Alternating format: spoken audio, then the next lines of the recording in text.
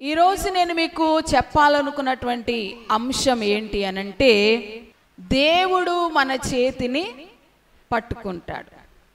God holds our hand. దేవుడు మన చేతిని పట్టుకోవాలని ఇష్టపడుతున్నాడు. మీరు గనుక దేవా నా చేయి పట్టుకో అని మీరు చెయ్యి అందిస్తే ఖచ్చితంగా మిమ్మల్ని ఆయన పట్టుకోవడం ధ్యాన సమయం అంది ఇష్టపడుతున్నాడు. మన అంశము దేవుడు మన చేతిని పట్టుకొని వాడు. కీర్తనలు 37వ అధ్యాయము 24వ వచనాన్ని మనము చదువుకుందాం. కీర్తనలు 37వ అధ్యాయము 24వ వచనం. యెహోవా అతని చేయి పట్టుకొని ఉన్నాడు గనుక అతడు నేలను పడినను లేవలేకయుండడు. దేవుని నామమునకు మహిమ కలుగును గాక. ఈ 37వ కీర్తనను దావీదు గారు వ్రాసారు. దావీదు మహారాజు వ్రాసినటువంటి కీర్తన. సాధారణంగా ఈ కీర్తనలన్నీ కూడా దావీదు గారే రాశారు అని మనం అనుకుంటా ఉంటాం. కానీ ఇందులో వ్రాయబడిన కీర్తనలన్నీ దావీదు గారే వ్రాయలేదు. మరికొంతమంది భక్తులు కూడా వ్రాసినటువంటి కీర్తనలు ఇందులో ఉన్నాయి. ఆ కీర్తనలు చదివినప్పుడే దాని పైనే మనకుంటుంది ఎవరు రాశారో ఈ కీర్తన అనేది. అయితే ఈ 37వ కీర్తన మనం చదివినట్లయితే చూసినట్లయితే దావీదు కీర్తన అని ఉంటుంది. ఆయన వ్రాస్తూ ఏమంటున్నారంటే, దేవుడు అతని చేయి పట్టుకున్నాడు గనుక అతడు పడినను లేవలేకయుండడు. అంటే దేవుడు ఒక వ్యక్తి యొక్క చేయి పట్టుకున్నప్పుడు అతడు పడిపోయినా సరే మరలా తిరిగి లేస్తాడు అని అర్థం. దేవుడు చేయి పట్టుకుంటే వారు ఖచ్చితంగా తిరిగి లేస్తారు. ఒక అనుభవముతో దావీదు గారి ఈ కీర్తన రాస్తా ఉన్నారు. సాతాను దావీదును పడగొట్టాలి అని చాలా రకాలుగా ప్రయత్నం చేశారు. చాలా రకాలుగా బాధించాడు, చాలా రకాలుగా శోధించాడు. జయించాడు జయించాడు జయించాడు. అయితే ఒక రోజున సాతాను వేసిన వలలో చిక్కుకుని దావీదు మహారాజు పాపంలో పడిపోయాడు. సాతాను అందరినీ శోధిస్తుంది. అందరిని పేదవాడు బాణములు విసురుతూనే ఉంటాడు. ఎందుకో తెలుసా? మనము దేవునికి దగ్గరగా ఉండటం సాతానికి ఇష్టం కాదు. దేవునితో నడవడం సాతానికి ఇష్టం కాదు. దేవునితో సహవాసం చేయడం ఇష్టం కాదు. అంతకంటే ముఖ్యంగా మనము దేవుని రాజ్యములోనికి వెళ్ళడము సాతానికి అస్సలే ఇష్టం ఉండదు. గనుక వాడు ఏమైనా సరే మనల్ని పడగొట్టాలని, మనల్ని దేవుని నుంచి దూరం చేయాలని, దేవుని రాజ్యంలోనికి వెళ్లకుండా చేసేసి వాడితో పాటు నరకంలోనికి తీసుకువెళ్ళిపోవాలని సాతాను అన్ని విధాలుగాను ప్రయత్నం చేస్తాడు. అన్ని విధాలుగాను మన మీద దాడి చేస్తాడు. అన్ని విధాలుగాను మన మీద బాణాలు విసురుతూనే ఉంటాడు. అయితే వాడిని జయించేవారు చాలా చాలా తక్కువ మంది. వాడు పెట్టేటువంటి ఆ ప్రలోభాలకు లొంగిపోయి పాపములో పడిపోయేవారే అనేకులు. పాపములో పడిపోయి దేవునికి దూరం అయిపోయిన వారే అనేకులు ఉన్నారు. కానీ సాతానుని ఎదిరించి పాపమును జయించగలిగిన వారు కొద్ది మంది మాత్రమే ఉన్నారు. సాతాను అందరినీ శోధిస్తూ ఉంటాడు. వాడి పనే అది. శోధకుడు వాడి పేరు. ఏం పేరు? సాతాను పేరు శోధకుడు. శోధిస్తానే ఉంటాడు. వాడి పనే అది. మనల్ని ఎలాగైనా పడగొట్టాలని. ఒక దాంట్లో మనం పడట్లేదు అనుకోండి, ఇంకొక విధంగా ప్రయత్నం చేస్తాడు. ఏదో ఒక విధంగా మనల్ని పడగొట్టడమే వాడి లక్ష్యం. దావీదు మహారాజును కూడా అలా శోధించింది, పాపములో పడగొట్టింది. అయితే దావీదు గురించి దేవుడు ఒక చక్కని సాక్ష్యం చెప్తా ఉన్నాడు. దావీదు నా హృదయానుసారుడైన మనుష్యుడు, నా చిత్తానుసారంగా జీవించేటువంటి మనిషి అని దావీదు గురించి దేవుడే సాక్ష్యం చెప్పాడు. దేవుని ఇష్టానుసారంగా ఉన్నాడు గనుక, దేవునికి నచ్చిన విధంగా ఉన్నాడు గనుక దావీదు యొక్క చేతిని దేవుడు పట్టుకున్నాడు. ఆమేన్. దావీదు యొక్క చేతిని దేవుడు పట్టుకున్నాడు గనుకనే పాపములో పడిపోయినా పాపములో అలాగే ఉండిపోలేదు దావీదు. అయ్యో పాపం చేసేసాను కదా, దేవుడు నన్ను క్షమిస్తాడో లేదో అని అలాగే ఉండిపోలేదు. ఒక పాపం చేశాను కదా, ఇక నేను దేవునికి దూరం అయిపోయానని చెప్పి మరెన్నో పాపములు చేయడానికి ప్రయత్నం చేయలేదు. పాపము చేసిన, పాపములో పడిపోయినా మరలా ఏం చేశాడు దావీదు? తిరిగి లేచాడు. పశ్చాత్తాపముతో లేచాడు. పరివర్తనతో ప్రభు పాదాల యొద్దకు వచ్చి పశ్చాత్తాపముతో దేవునికి ప్రార్థన చేస్తున్నాడు. ప్రభువా, నేను పాపము చేశాను, నన్ను క్షమించు అని అడిగాడు. పడిపోయాడు కానీ మరలా ఏం చేశాడు? తిరిగి లేచాడు. ఎందుకు అలా లేవగలిగాడు దావీదు అనంటే, దేవుడు అతని చేతిని పట్టుకున్నాడు గనుక పాపములో నుంచి మరలా తిరిగి లేవగలిగాడు. ఆమేన్. ఇక్కడ మనం చదువుకునే వాక్యములో అదే అంటుంది. దేవుడు అతని చేతిని పట్టుకుని ఉన్నాడు గనుక అతడు పడినను తిరిగి లేవలేక ఉండడు, లేస్తాడు ఖచ్చితంగా. పాపములోనే కొట్టిముట్టాడడు. ఎవరి చేతినైతే దేవుడు పట్టుకుంటారో వారు ఖచ్చితంగా మరలా తిరిగి లేస్తారు. దేవుడు మన చేతిని కూడా పట్టుకోవాలనుకుంటున్నాడు. నీ చేతిని కూడా పట్టుకుని ఆయన నిన్ను లేవనెత్తాలనుకుంటున్నాడు. నీవు గనుక ఇష్టపడి నీ చేతిని గనుక ఆయనకు అందిస్తే ఖచ్చితంగా దేవుడు నీ చేతిని కూడా పట్టుకుంటాడు. ఆమేన్. సాధారణంగా మనము గొప్ప గొప్ప వ్యక్తులు మన చేతిని పట్టుకోవాలని మనం ఆశపడతా ఉంటాం. ఎవరైనా గొప్ప వ్యక్తి వచ్చి మన చేయి పట్టుకుని మనకి షేక్ హ్యాండ్ ఇచ్చారనుకోండి, ఎంతో గర్వంగా ఫీల్ అవుతాం. పాప్ సింగర్ మైకేల్ జాక్సన్ గారు ఉండేవారు. ఇప్పుడైతే ఆయన చనిపోయారు. ఆయన ప్రపంచ ప్రఖ్యాతిగాంచిన పాప్ సింగర్ మైకేల్ జాక్సన్. అయితే ఒకానొక రోజున ఆయన ఒక పాట పాడితేనే కోట్ల కొలిదిగా రెన్యూమరేషన్ తీసుకుంటారు, కోట్లలో తీసుకుంటారు ఒక పాట పాడినందుకు. మొత్తానికి ఇండియా వారు ఆయనను అడగగా ఒక డేట్ ఇచ్చారు.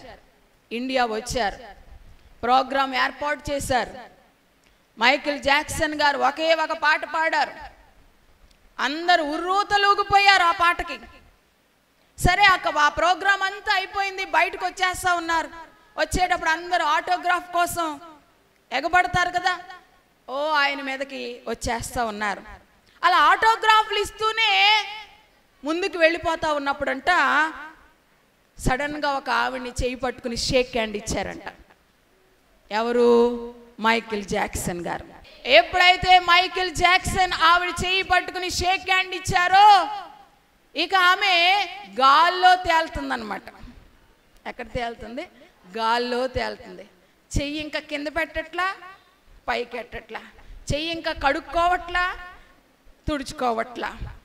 ఇక అస్తమాన చెయ్యి ఇంకా అటు ఇటు చూసుకుంటూ ఎవరు కనబడినా ఈ చెయ్యి ఎలాంటి చెయ్యి అనుకున్నావు? మైకేల్ జాక్సన్ గారు పట్టుకున్నారు ఈ చెయ్యిని. ఎంత అదృష్టం నాకు, మైకేల్ జాక్సన్ గారు నా చేయి పట్టుకున్నారు, ఎంత అదృష్టం నాకు అని వచ్చిన వాళ్ళందరికీ అదే మాట. ఆయన ఆ చెయ్యి పట్టుకుని షేక్ హ్యాండ్ ఇచ్చినందుకు ఆమె ఒక నెలంతా కూడా ఆ చెయ్యి కడగలేదంట. కడిగితే ఆయన స్పర్శ ఎక్కడ పోతుందో అని, కడిగితే ఆయన యొక్క సెంట్ స్మెల్ ఎక్కడ పోతుందో అని కడగకుండా ఒక నెల వరకు కూడా అలాగే దాన్ని భద్రంగా కాపాడుకుందంట. ఒకవేళ షేక్ హ్యాండ్ బదులు గబగబా వచ్చి ఆయన హగ్ చేసుకున్నారనుకోండి, హత్తుకున్నారనుకోండి, ఇక ఆవిడ సంవత్సరం పాటు స్నానం చేయదేమో. ఇక్కడ నేను చెప్పేది ఏంటంటే, ఎవరైనా ఉన్నతమైన వ్యక్తులు మన చెయ్యి పట్టుకుంటే చాలా చాలా గర్వంగా ఫీల్ అవుతాం, చాలా చాలా అతిశయిస్తాం. దానిని బట్టి ఇంతమంది ఉండగా నన్నే పట్టుకున్నారు అని చాలా చాలా గర్విస్తాం, అతిశయిస్తాం, గొప్పగా చెప్పుకుంటాం. మరి ఈ భూలోకంలో ఉన్న ఈ ఘనులు, పేరు పొందిన వారు, ప్రఖ్యాతి పొందిన వారు చేయి పట్టుకుంటేనే మనం అంతగా అతిశయిస్తే, సాక్షాత్తు సర్వాన్ని సృజించిన సృష్టికర్త అయిన దేవుడు, నిన్ను నన్ను మనందరినీ కూడా కలుగజేసిన దేవుడు, సృష్టికి ఆధారము మూలమైన వాడు, జగద్రక్షకుడైన ఆయన నీ చెయ్యి పట్టుకుంటే ఎలా ఉంటుందో ఒక్కసారి ఆలోచన చేయండి. ఆయనే వచ్చి నీ చేయి పట్టుకుంటే ఇంకెంత అదృష్టమో మనకి, ఇంకెంత భాగ్యమో మనకి. ఆయన కనుక ఒక్కసారి చేయి పట్టుకున్నాడు అనుకోండి, ఇక ఎన్నటికీ కూడా విడిచిపెట్టాడు. మనము ఆయన చెయ్యిని పట్టుకున్నాం అనుకోండి, మనం విడిచిపెట్టేస్తాం. కానీ దేవుడు మన చెయ్యి పట్టుకున్నాడు అనుకోండి, ఆయన మనలను విడిచిపెట్టడు. ఒక రోజున ఒక తండ్రి తన కుమారుణ్ణి వెంట పెట్టుకుని రోడ్డు మీద నడుచుకుంటూ వెళ్తున్నాడు. అలా నడుచుకుంటూ వెళ్తున్నప్పుడు తండ్రి కొంచెం స్పీడ్గా నడుస్తున్నాడు. కుమారుడు తండ్రి చేతిని పట్టుకున్నాడు.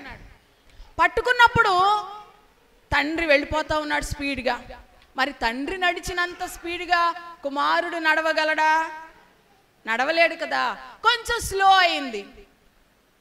కానీ తండ్రి అలా స్పీడ్ అయ్యేసరికి పట్టుకున్నటువంటి చెయ్యి ఏమైంది? జారిపోయింది, వదిలేశాడు. తండ్రి వెళ్ళిపోతున్నాడు కానీ కుమారుడు ఆగిపోయాడు. అలా కాకుండా తండ్రే కుమారుని చెయ్యి పట్టుకున్నాడు అనుకోండి, తండ్రి ఎంత స్పీడ్గా వెళ్ళినా ఆ చెయ్యి పట్టుకుని వదలడం, లాక్కుని వెళ్ళిపోతాడు. దేవుడు కూడా మన చెయ్యి పట్టుకుంటే వదలడు. ఇంకా మనమైతే పట్టుకుంటాం, ఎప్పుడు మనకు అవసరం వచ్చినప్పుడు పట్టుకుంటాం దేవుడి చేతిని. మనకి ఇబ్బందులు వచ్చినప్పుడు పట్టుకుంటాం, మన కష్టం వచ్చినప్పుడు పట్టుకుంటాం. పట్టుకుని కష్టం తీరిపోగానే వదిలేస్తాం, ఇబ్బందులు తీరిపోగానే వదిలేస్తాం. కానీ దేవుడు ఒక్కసారి పట్టుకుంటే ఎప్పుడూ కూడా ఆయన చేయి విడువడు. ఆయన అంటున్నాడు కదా, నిన్ను విడువను, నిన్ను ఎడబాయను. విడిచిపెట్టడు ఆయన మనల్ని పట్టుకుంటే. కొంతమంది మనల్ని చెయ్యి పట్టుకుని ప్రమాణాలు చేస్తారు, నా ప్రాణం పోయినా సరే నేను నిన్ను విడువను అంటారు. సాధారణంగా ఇటువంటి ప్రమాణాలు వివాహం జరిగినప్పుడు చేయిస్తారు. కొత్తగా వివాహం అవుతా ఉన్నప్పుడు అప్పటి వరకు వేరువేరుగా ఉన్నటువంటి వారిని ఒకరి చెయ్యి ఒకరు పట్టుకోమంటారు. ఆ భర్త చేతిలో భార్య చేతిని పెడతారు, పట్టుకుంటాడు. ఇప్పుడు ప్రమాణం చేయిస్తారు, ఇద్దరు ఒకరి చెయ్యి ఒకరు పట్టుకుంటారు, ప్రమాణాలు చేస్తారు. ఏమని? కష్టమైన, నష్టమైన, ఇబ్బందులైన, రోగమైన, సుఖమైన, దుఃఖమైన నేను నిన్ను విడువను అని వివాహంలో వాగ్దానాలు చేస్తారు, ప్రమాణాలు చేస్తారు. కానీ ఆ ప్రమాణాలు చర్చి వరకు మాత్రమే పరిమితం అయిపోతున్నాయి, లేక కొన్ని సంవత్సరాల వరకు మాత్రమే పరిమితం అయిపోతున్నాయి. ప్రమాణం చేశామన్న సంగతి కూడా మరిచిపోయి భార్యను భర్త, భర్తను భార్య వదిలి వెళ్ళిపోయే పరిస్థితులు మనము చూస్తూ ఉన్నాం. చేయి పట్టుకుని ప్రమాణాలు చేశారు కదా, మరి ప్రమాణము చేసినా కానీ ఏం చేస్తారు? మనుషులు వదిలి వెళ్ళిపోతారు. కానీ దేవుడు మాత్రము అలా విడిచి వెళ్ళడు.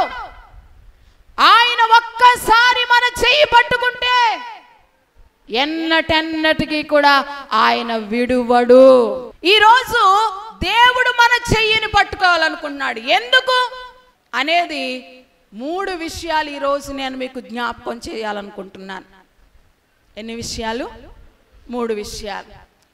లేక దేవుడు మనం చెయ్యి పట్టుకుంటే మన జీవితాల్లో మనకి ఎటువంటి ఆశీర్వాదం, ఎటువంటి కృప దొరుకుతుంది అనేది 3 విషయాలు క్లుప్తంగా మనం నేర్చుకుందాం. మొదటిగా చూద్దాం, చూడండి. హోషియా గ్రంథము 11వ అధ్యాయము 3వ వచనం. ఎఫ్రాయిము చెయ్యి పట్టుకుని వానికి నడక నేర్పిన వాడను నేనే, వారిని కౌగలించుకొనిన వాడను నేనే, నేనే వారిని స్వస్థపరిచిన వాడనైనను ఆ సంగతి వారికి మనసున పట్టలేదు. దేవునికి మహిమ కలుగును గాక. దేవుడైన యెహోవా మాట్లాడుతున్నారు. ఆయన ఏమంటున్నారు అనంటే, ఎఫ్రాయిము చెయ్యి పట్టుకుని వానికి నడక నేర్పించిన వాడను నేనే. ఎవరు చేయి పట్టుకున్నాడు చెప్పండి? ముందుగా ఎఫ్రాయిము చేయి పట్టుకున్నాడంట. చెయ్యి పట్టుకుని ఏమి నేర్పించాడంట? నడక నేర్పించాడంట దేవుడు. ఎఫ్రాయిము చెయ్యి పట్టుకుని వానికి నడక నేర్పిన వాడను నేనే అని దేవుడైన యెహోవా మాట్లాడుతున్నాడు. వారిని స్వస్థపరిచిన వాడను నేనే, వారిని కౌగలించుకొనిన వాడను నేనే. అయితే ఎఫ్రాయిము అది తన మనస్సున పెట్టట్లేదు, అది జ్ఞాపకం ఉంచుకోలేదు, అది మరిచిపోయాడు అని దేవుడు ఇక్కడ బాధపడతా ఉన్నాడు. ఎఫ్రాయిము యొక్క చెయ్యి పట్టుకుని నడక నేర్పించాడంట దేవుడు. మన చెయ్యి పట్టుకుని ఆయన మనకి ఏమి నేర్పించాలనుకుంటున్నాడో తెలుసా? మొదటిగా నడక నేర్పించాలనుకుంటున్నాడు. నడక రాదా మనకి? నడవడం వచ్చా రాదా మనకి? వచ్చి కదా, అందరం నడుస్తున్నాం. నడక ఎవరికి నేర్పిస్తారు?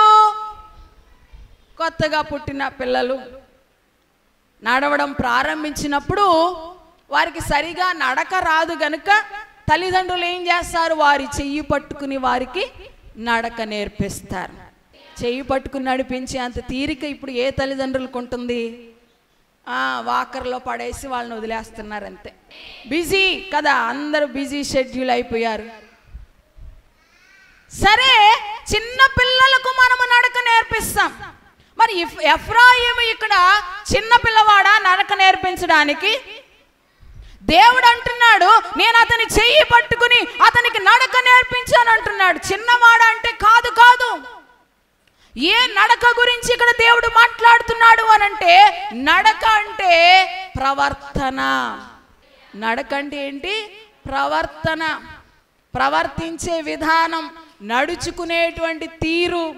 ఎఫ్రాయిము నడుస్తున్నాడు గాని సరైన విధంలో నడవట్లా, వంకర టింకరగా నడుస్తున్నాడు, అడ్డమైన దారుల్లో నడుస్తున్నాడు, తనకు నచ్చినట్లుగా నడుస్తున్నాడు.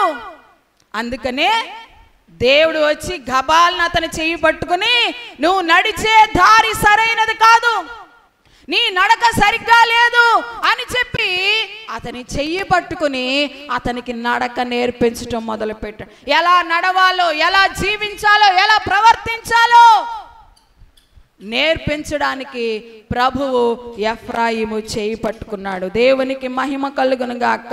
నడక నేర్పించడానికి ప్రభువు ఎఫ్రాయిము చేయి పట్టుకున్నాడు.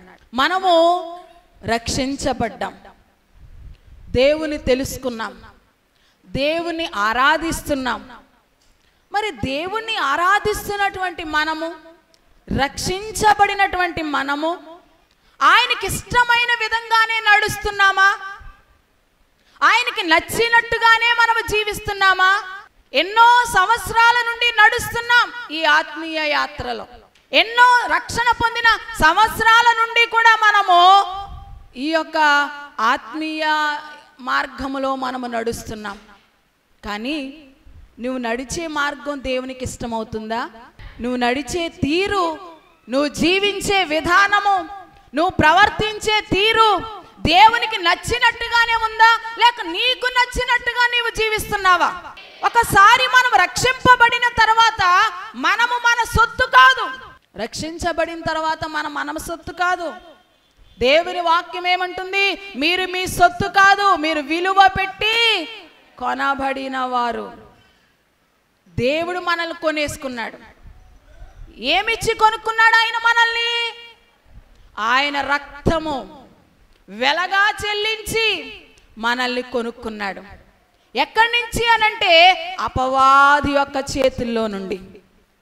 ఆదాము అవ్వలు పాపం చేసినప్పుడు దేవుని అధికారం కింద ఉన్నటువంటి మానవ జాతి అపవాది యొక్క చేతి కిందకి వెళ్ళిపోయింది. వాడి అధికారంలో మనం ఉన్నాం, వాడి ఏలుబడి కింద మనం ఉన్నాం. కనుక దేవుడు వాడి చేతి నుండి మనల్ని విడిపించడానికి ఆయన రక్తాన్ని వెలగా ఇచ్చి మనల్ని తన బిడ్డలుగా కొనేసుకున్నాడు. నువ్వు ఏ రోజునైతే రక్షణ పొందావో ఆ రోజే దేవుడు నిన్ను కొనుక్కున్నాడు. వెల చెల్లించి విలువ పెట్టి కొనుక్కున్నాడు. నీవు నీ సొత్తు కాదు, నీవు దేవుని సొత్తు. దేవుని సొత్తుగా నువ్వు మారిపోయిన తర్వాత, దేవుని వస్తువుగా నువ్వు మారిపోయిన తర్వాత, లేక దేవునికి సంబంధించిన వ్యక్తిగా నువ్వు మారిపోయిన తర్వాత ఇంకా నీ ఇష్టానుసారంగానే ప్రవర్తిస్తున్నావా, లేక దేవుని ఇష్ట ప్రకారంగా జీవిస్తున్నావా? నేను చెప్పే ప్రతి మాటను కూడా మీరు జాగ్రత్తగా వినాలి. మిమ్మల్ని మీరే ప్రశ్నించుకోవాలి. ఈరోజు మిమ్మల్ని మీరు పరిశీలన చేసుకోవడానికి దేవుడు ఒక సమయము, ఒక అవకాశం ఈరోజు మీకు ఇచ్చాడు. విలువ పెట్టి నిన్ను కొన్నాడు, ఆయన సొత్తుగా నిన్ను చేసుకున్నాడు. మరి ఆయనకి నచ్చినట్టుగా నీవు ఉండాలి, కానీ నీకు నచ్చినట్టుగా నువ్వు ఎలా ఉంటావు? నీ మీద నీకు ఎట్టి అధికారము కూడా లేదు. మీ ఇంట్లో ఒక టీవీ ఉంది, మీరు పెద్ద టీవీ కొనుక్కోవాలనుకున్నారు, ఈ చిన్న టీవీని అమ్మేయాలనుకున్నారు. అప్పుడు మీరు అమ్మేయాలని ఆలోచన చేస్తున్నప్పుడు మీ పక్కింటి వాళ్ళే వచ్చి అన్నారు, ఆ టీవీ నాకు ఇచ్చేయండి, నేను కొనుక్కుంటాను అన్నారు. సరే, రేట్ చెప్పారు. మీరు ఆ రేట్ పట్టుకొచ్చి వాళ్ళు ఇచ్చేశారు. టీవీ వాళ్ళ ఇంటికి తీసుకెళ్ళిపోయారు. రేట్ ఇచ్చేశారు, టీవీ మీరు వాళ్ళకి ఇచ్చేశారు. ఇప్పుడు ఆ టీవీ ఎవరిది అవుతుంది? కొనుక్కున్న వాళ్ళదే అవుతుంది. అంతేగాని ఇంక అస్తమాను వాళ్ళ ఇంటి దగ్గరికి వెళ్ళి ఇది నా టీవీ, ఇది నా టీవీ అన్నారనుకోండి, ఊరుకోరు. ఎందుకో తెలుసా? ఆల్రెడీ దానికి వాళ్ళు డబ్బు చెల్లించేశారు, వెల ఇచ్చేశారు. కనుక అది మీకు సంబంధించింది కాదు, ఇంకా అది వాళ్ళదైపోయింది. దాని మీద సర్వ హక్కులు కూడా వాళ్ళకే ఉంటాయి. దేవుడు కూడా అలాగే నిన్ను కొనుక్కుని ఆయన సొత్తుగా చేసేసుకున్నాడు. ఇంకా అస్తమాని ఇది నా శరీరం, నా ఇష్టం అంటే కుదరదు. నువ్వు ఆయన సొత్తు అయిపోయావు. ఆయనకి నచ్చినట్టుగా జీవించాలి, ఆయనకి ఇష్టం వచ్చినట్లుగా నువ్వు నడుచుకోవాలి. ఈరోజు దేవుడు అంటున్నాడు, నీ చెయ్యి పట్టుకుని నీకు నడక నేర్పించడానికి నేను వచ్చాను. నువ్వు నడిచే తీరు నాకు నచ్చట్లా, నువ్వు ప్రవర్తించే విధానం నాకు నచ్చట్లా, నీకు నడక నేర్పించాలని నేను వచ్చాను అంటున్నాడు. ఎఫ్రాయిముకు నడక సరిగా లేదంట. ఆయన నడక ఎలా ఉందో ఒక్కసారి మనం చూద్దాం. ఎఫ్రాయిము యొక్క నడక ఎలా ఉందో చూద్దాం. ఎందుకు ఆయన వచ్చి చేయి పట్టుకుని నడక నేర్పించాడు? ఎఫ్రాయిము యొక్క నడక ఎలా ఉందో దేవుని వాక్యంలో నుంచి మనం చూద్దాం. హోషియా గ్రంథం 7వ అధ్యాయము 8వ వచనం. ఎఫ్రాయిము అన్యజనులతో కలిసిపోయెను. ఎఫ్రాయిము ఎవరునూ తిప్పివేయని అప్పము వంటి వాడాయను. హల్లెలూయా. ఎఫ్రాయిము నడక ఎలా ఉందో ఇక్కడ దేవుని వాక్యం సెలవిస్తా ఉంది. ఎఫ్రాయిము అంట అన్యజనులతో కలిసిపోయాడంట. ఎఫ్రాయిము యొక్క జీవితం ఎలా అయిపోయిందంటే ఎవరునూ తిప్పని అప్పము వలె అయిపోయింది. అప్పం అంటే అట్టు అనుకోవచ్చు. మనం పొయ్యి మీద అట్టేసి అలాగే వదిలేసాం అనుకోండి, ఏమవుతుంది? తిప్పుకోకుండా మాడి మసి అయిపోతుంది. కొంచెం అది వేడెక్కిన తర్వాత వెంటనే మనం తిరగేస్తాం, తిరగకపోతే మాడిపోతుంది. ఎఫ్రాయిము యొక్క జీవితం కూడా అలాగే ఎవరునూ తిప్పని అప్పము వలె మాడిన జీవితముగా అతనిది అయిపోయింది. హల్లెలూయా. ఎందుకో తెలుసా? అతడు అన్యజనులతో కలిసిపోయాడు. అన్యజనులు అంటే ఎవరు? దేవుని ఎరగని వారు, దేవుణ్ణి నమ్మని వారు, దేవుడంటే పడని వారు, లోకానుసారంగా జీవించేటువంటి వారు అన్యజనులు. వాళ్ళతో ఇతడు కలిసిపోయాడంట, వాళ్ళతో ఇతడు స్నేహం ఏర్పాటు చేసుకున్నాడంట. ఎఫ్రాయిమునేమో దేవుడు కోరుకున్నాడు, ఎఫ్రాయిమునేమో దేవుడు ఏర్పరచుకుంటే, ఎఫ్రాయిము దేవుని కొరకు ప్రత్యేకంగా ఉండవలసింది పోయి, ప్రత్యేకంగా జీవించవలసింది పోయి అన్యులతో కలిసి జీవిస్తున్నాడంట. హల్లెలూయా. ఈ వాక్యము ద్వారా నేడు మనల్ని మనము కూడా పరిశీలన చేసుకోవాలి. నేటి సమాజంలో క్రీస్తుని నమ్ముకున్నవారు, క్రీస్తుని ఆరాధిస్తున్నవారు, క్రీస్తును ధరించిన వారు ఏం చేస్తున్నారో తెలుసా?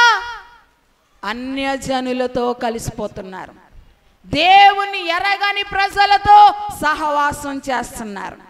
దేవుని అంగీకరించిన ప్రజలముగా మనము విశ్వాసులతోటే సహవాసం కలిగి ఉండాలి. దేవుని నమ్ముకున్న వారితోటే మనము స్నేహం చెయ్యాలి, వారితోటే మనము కలిసి ఉండాలి. కానీ అన్యులతో మనము కలిసిపోతా ఉన్నాం. అంటే వాళ్ళతో స్నేహం చేయకూడదా, మాట్లాడకూడదా అంటే దాని అర్థం ఇది కాదు.